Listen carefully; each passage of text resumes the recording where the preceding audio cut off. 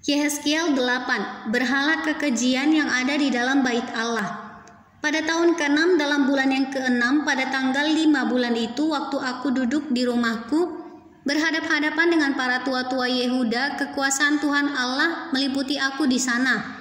Dan aku menerima penglihatan. Sungguh ada kelihatan yang menyerupai seorang laki-laki, dari yang menyerupai pinggangnya sampai ke bawah kelihatan seperti api, dan dari pinggangnya ke atas kelihatan seperti cahaya, seperti suasa mengkilat. Dia mengulurkan sesuatu yang berbentuk tangan dan dipegangnya jambul kepalaku.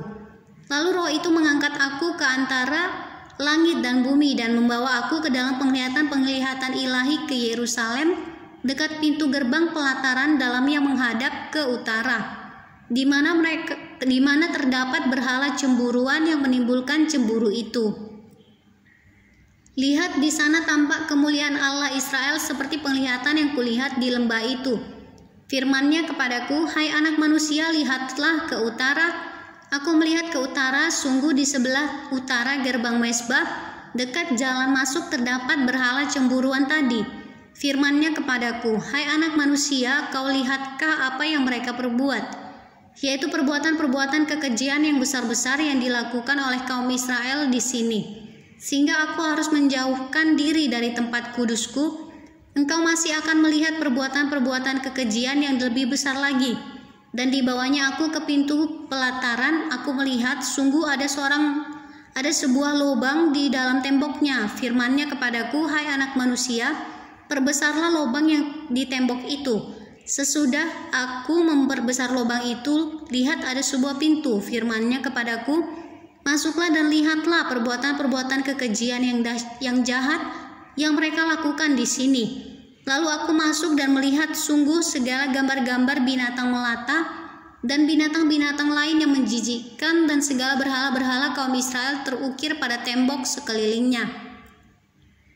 Dan di hadapannya berdiri 70 orang tua-tua kaum Israel dengan Yaazanya bin Safan di tengah-tengah mereka, dan masing-masing memegang bokor ukupannya di tangannya.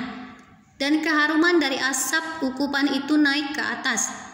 Firman-Nya kepadaku, kau lihatkah hai anak manusia apa yang dilakukan oleh tua-tua kaum Israel di dalam kegelapan, masing-masing di dalam kamar tempat ukiran-ukiran mereka. Sebab mereka berkata, Tuhan tidak melihat kita, Tuhan sudah meninggalkan tanah ini. Ditambahkannya lagi, engkau masih akan melihat perbuatan-perbuatan kekejian yang lebih besar lagi yang mereka lakukan. Lalu dibawanya aku dekat pintu gerbang rumah Tuhan yang di sebelah utara. Sungguh di sana ada perempuan-perempuan yang menangisi dewa Tamus. Firman-Nya kepadaku, hai anak manusia, kau lihatkah apa yang mereka perbuat? Engkau masih akan melihat perbuatan-perbuatan kekejian yang lebih besar lagi daripada ini.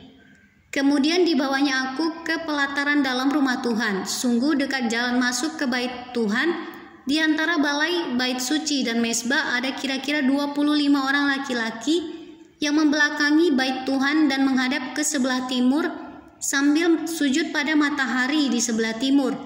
Lalu firman-Nya kepadaku, kau lihatkah itu hai anak manusia? Perkara kecilkah itu bagi kaum Yehuda untuk melakukan perbuatan-perbuatan kekejian yang mereka lakukan di sini, bahwa mereka memenuhi tanah ini dengan kekerasan dan dengan itu terus menyakiti hatiku? Sungguh mereka berkelakuan tak senonoh di hadapanku. Oleh karena itu aku akan membalas di dalam kemurkaanku. Aku tidak akan merasa sayang dan tidak akan kenal belas kasihan. Dan kalaupun mereka berseru-seru kepadaku dengan suara nyaring, aku tidak akan mendengarkan mereka.